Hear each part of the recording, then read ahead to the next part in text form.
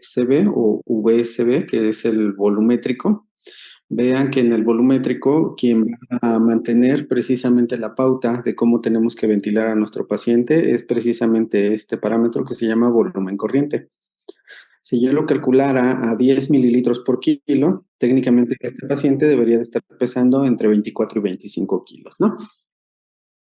Entonces, este es el modo volumétrico, que ya si nosotros multiplicamos 246 mililitros, que es lo que tiene este monitor, por la frecuencia respiratoria, en este caso son 15 respiraciones por minuto, entonces inmediatamente el monitor de espirometría me dice exactamente que yo tengo un volumen minuto de 3.7. Puede ser 3.6, puede ser 3.72. Aquí son valores que va a redondear propiamente el monitor, ¿no? Entonces, probablemente estos que están en verde son los que van a dirigir precisamente el proceso ventilatorio. Proceso ventilatorio que entonces va a estar caracterizado precisamente por estos movimientos. Recuerden que tienen una pendiente, que hay una pausa inspiratoria y que tenemos también una fase de expiración. Recuerden que la presión positiva en la ventilación es lo que va a dar fundamento. De tal manera que vean, entonces tenemos aquí un paciente con 114 latidos por minuto, tiene un 99% de saturación de oxígeno.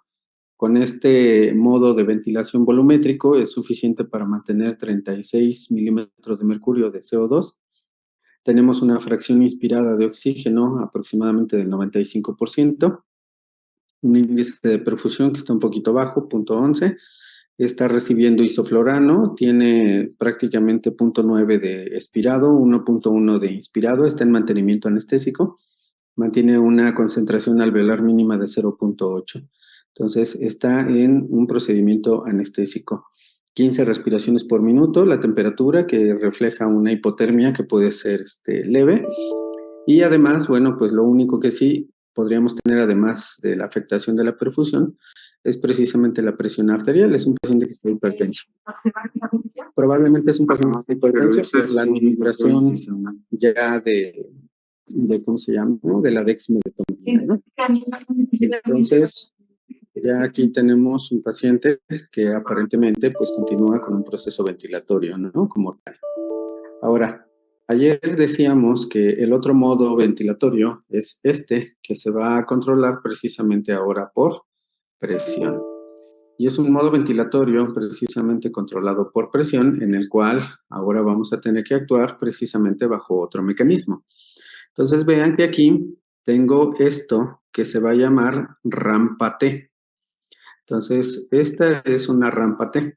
La rampa T significa la posibilidad de ingresar aire y que se puede medir este ingreso de aire al pulmón en una maniobra de insuflación como para inflar este pulmón, pero eso lo medimos en segundos. Entonces, normalmente trabajamos 0.6, 0.8 segundos.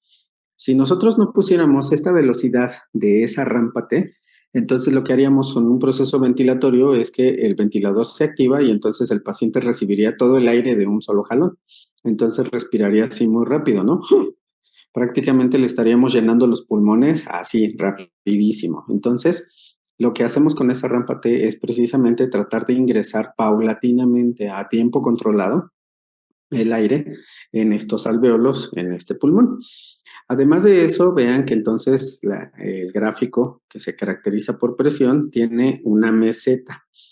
Entonces, esta meseta se mantiene continua gracias a que nosotros estamos controlando un parámetro que se llama PAU, que es esto, la presión de la vía aérea.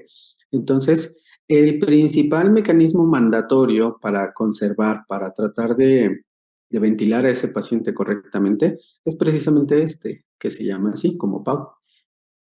De tal manera que entonces ahora el paciente va a tener un proceso de expiración.